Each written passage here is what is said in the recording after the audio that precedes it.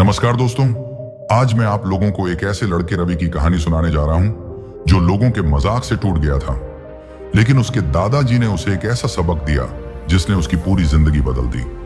रवि नाम का एक मिट्टी का घड़ा बनाने वाला लड़का था। रवि बहुत मेहनती था, लेकिन उसका काम दूसरों की तरह परिपूर्ण नहीं था। उसके बनाए घड़े और खिलौने अक्सर टेढ़े मेढ़े और अजीब होते थे। गांव के लोग, खासकर दूसरे कुम्हार, उसका मजाक उड़ाते थे। वे कहते, रवि के हाथ में तो जादू है, वह सीधा घड़ा भी टेढ़ा बना देता है। रवि उन तानों से बहुत दुखी रहता था। एक दिन उसने हार मानकर यह काम छोड़ने का फैसला कर लिया। वह अपने दादाजी के पास गया, जो खुद एक महान कुम्हार थे, और बोला, दादाजी, मैं यह काम छोड़ रहा हूं। लोग मेरे काम पर हंसते हैं और मैं यह और नहीं सह सकता। दादाजी ने उसकी बात सुनी और मुस्कुराते हुए कहा, ठीक है, लेकिन काम छोड़ने से पहले मेरा एक छोटा सा काम कर दो। ये लो, एक बिना पका हुआ कच्चा घड़ा। इसे गांव के सबसे बड़े मेले में ले जाओ और वहां से वापस लेकर आओ। बस ध्यान रहे, यह टूटना नहीं चाहिए। रवि ने आश्चर्य से उस कच्चे घड़े को लिया और मेले की ओर चल दिया।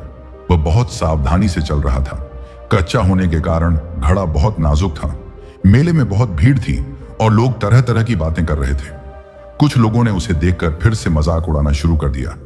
अरे देखो, रवि आ गया, इस बार क्या टेढ़ा मेढ़ा लेकर आया है। लेकिन रवि ने उनकी बातों पर ध्यान नहीं दिया। उसकी पूरी एकाग्रता उस कच्चे घड़े को बचाने पर थी। वह भीड़ में रास्ता बना रहा था, लोगों से बच रहा था और केवल एक ही चीज पर ध्यान केंद्रित कर रहा था, घड़ा सुरक्षित रहे।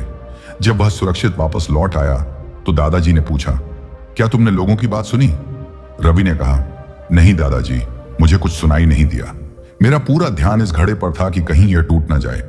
तब दादाजी ने उसे समझाते हुए कहा, बेटा, जब तुम अपने काम पर पूरी तरह से ध्यान देते हो तो दुनिया का शोर अपने आप ही शांत हो जाता है। जब तक तुम्हारा ध्यान दूसरों की बातों पर रहेगा, तब तक वे तुम्हें परेशान करते रहेंगे।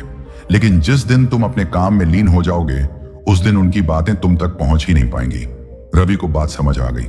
उसने फिर कभी किसी की बातों पर ध्यान नहीं दिया और अपने काम में पूरी लगन से जुट गया। धीरे धीरे उसके घड़ों में सुधार हुआ और एक दिन वह भी अपने दादाजी की तरह एक महान कुम्हार बन गया। अगर कहानी ने दिल छुआ हो तो सब्सक्राइब जरूर करना।